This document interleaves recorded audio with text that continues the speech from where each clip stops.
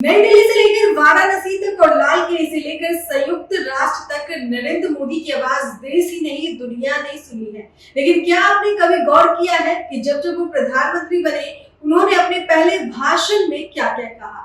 प्रधानमंत्री नरेंद्र मोदी अब तक 7 बार भारत के प्रधानमंत्री पद की शपथ ले चुके हैं, जिनमें 2014 और 2019 की आधिकारिक शपथ शामिल है और अन्य बार वे पार्टी के नेता, एनडीए के नेता या चुनावी जीत के बाद संबोधन में प्रधानमंत्री पद के दावेदार के रूप में बोले। हर बार उनके भाषण में एक खास संदेश होता है, देश, विकास और जन भागीदारी का। 15 अगस्त 2014 पहला स्वतंत्रता दिवस, लाल किले से पीएम मोदी ने अपने पहले भाषण में कहा, मैं प्रधानमंत्री नहीं प्रधान सेवक हूँ। 8 नवंबर 2016 नोटबंदी की घोषणा, एक ऐतिहासिक और चौंकाने वाला संबोधन। उन्होंने कहा 500 और 1000 के नोट अब मान्य नहीं होंगे। बता दें कि काले धन पर वार, आतंक की फंडिंग पर रोक के लिए ये कदम उठाया गया। 27 मार्च 2019 मिशन शक्ति, भारत ने अंतरिक्ष में लाइव सैटेलाइट गिराया, जिसके बाद भारत अब अंतरिक्ष में भी महाशक्ति बन गया है। 30 जून 2019 जल संरक्षण अभियान। बता दें कि इस अभियान में देशवासियों से पानी बचाने और जल शक्ति अभियान से जुड़ने की अपील की गई। 24 मार्च 2020 को प्रधानमंत्री नरेंद्र मोदी ने पहली बार देशव्यापी लॉकडाउन की घोषणा की। उन्होंने इसे 21 दिनों का संपूर्ण लॉकडाउन बताया और कहा, जान है तो जहान है। इसका उद्देश्य था कोरोना वायरस के तेजी से फैलते संक्रमण को रोकना और देश की स्वास्थ्य व्यवस्था को संभालने का समय देना।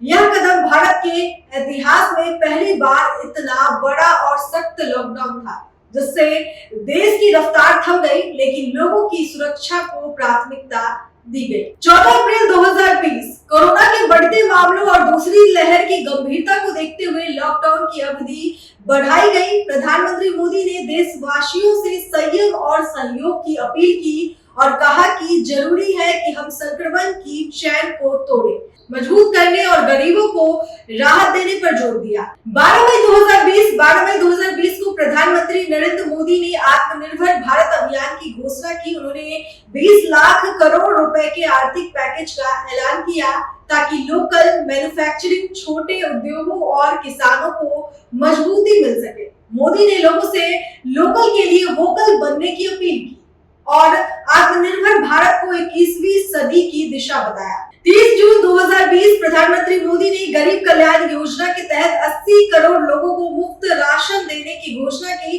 जिससे महामारी के दौर में जरूरतमंदों को राहत मिली। 20 अप्रैल 2021 कोरोना की दूसरी लहर में प्रधानमंत्री मोदी ने लॉकडाउन न लगाकर जनता से संयम और सतर्कता बरतने की अपील की। 7 जून 2021 को प्रधानमंत्री मोदी ने वैक्सीन नीति में बदलाव करते हुए 18 वर्ष से ऊपर के सभी नागरिकों को मुफ्त वैक्सीन देने की घोषणा की। 22 अक्टूबर 2021 को 100 करोड़ वैक्सीनेशन का लक्ष्य पार करते हुए पीएम मोदी ने इसे नए भारत की ऐतिहासिक उपलब्धि कहा और ये भी कहा, भारत ने इतिहास रच दिया है।